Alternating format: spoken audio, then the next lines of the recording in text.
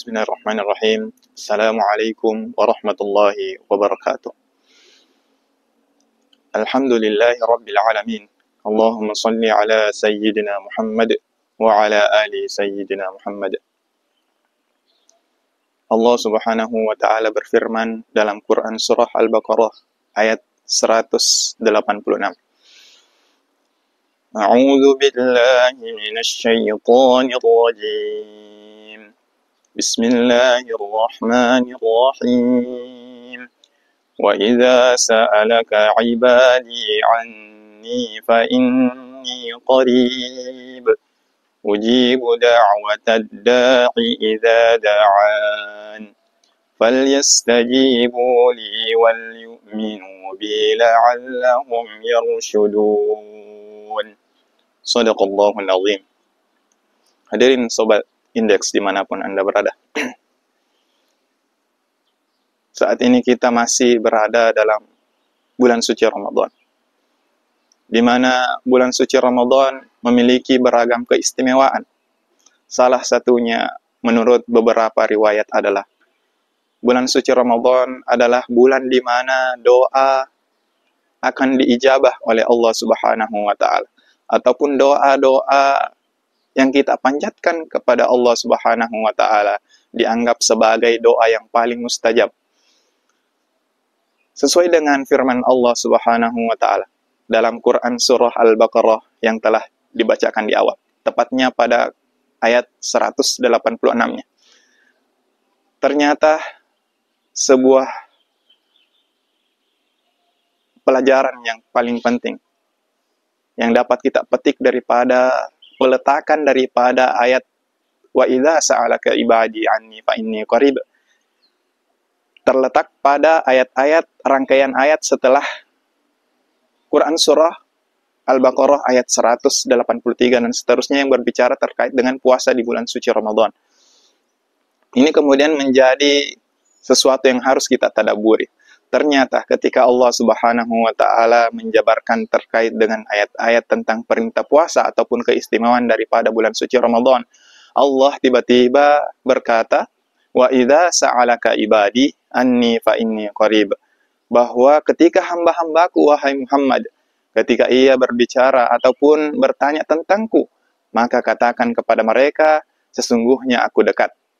Dalam ilmu munasabah, tentunya peletakan daripada ayat terkait doa setelah ayat-ayat tentang puasa ini memiliki kesinambungan yang perlu kita cermati, bahwasanya betul yang dikatakan oleh beberapa riwayat yang diriwayatkan oleh para ulama kita, bahwasanya terkait dengan puasa memang memiliki keistimewaan, yaitu mustajabnya suatu doa.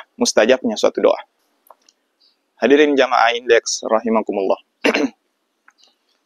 Namun perlu kita garis bawahi bahwasanya ketika kita meminta ataupun berdoa kepada Allah Subhanahu wa ta'ala, misalnya kita meminta kekayaan, maka tidak serta-merta Allah Subhanahu wa ta'ala memberikan kekayaan kepada kita.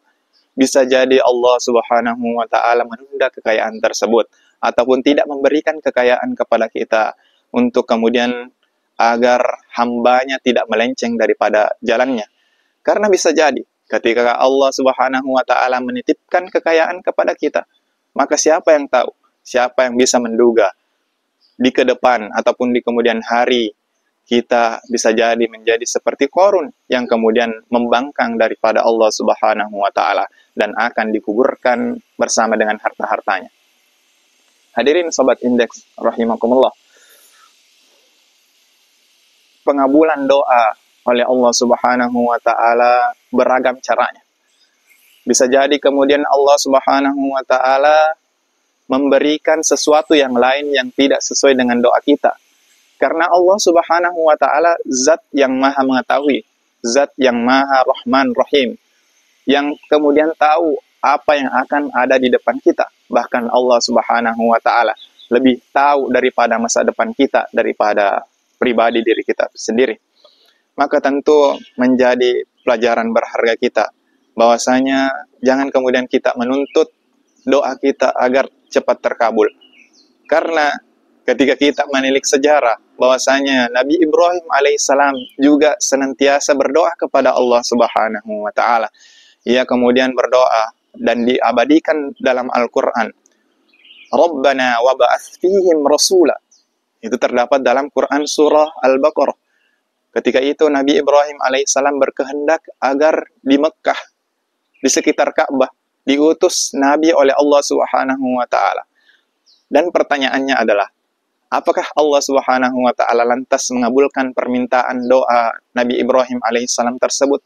Ternyata tidak. Sobat Indeks rahimakumullah. Ternyata Allah Subhanahu wa taala menunda doa daripada Nabi Ibrahim tersebut bahkan sampai berabad-abad hingga kemudian diutusnya Nabiullah Muhammad sallallahu alaihi wasallam. Oleh karena itu, jangan kemudian kita putus asa atas permintaan-permintaan kita kepada Allah Subhanahu wa taala. Jangan pernah kita putus dalam berdoa kepada Allah Subhanahu wa taala. Karena perlu kita yakini bersama bahwasanya doa tidak selalu dikabulkan oleh Allah Subhanahu wa taala seperti cara yang kita mau. Karena Allah adalah zat yang Maha mengetahui, maka tentunya Allah Subhanahu wa taala juga sangat tahu bahwasanya ke depannya kita membutuhkan apa, dan tentunya ini perlu kita garis bawahi kembali. Allah Subhanahu wa taala adalah zat yang Ar-Rahman Ar-Rahim. Semoga kemudian kita menjadi hamba-hambanya yang bersyukur dan dikabulkan doanya oleh Allah Subhanahu wa taala. Wassalamualaikum warahmatullahi wabarakatuh.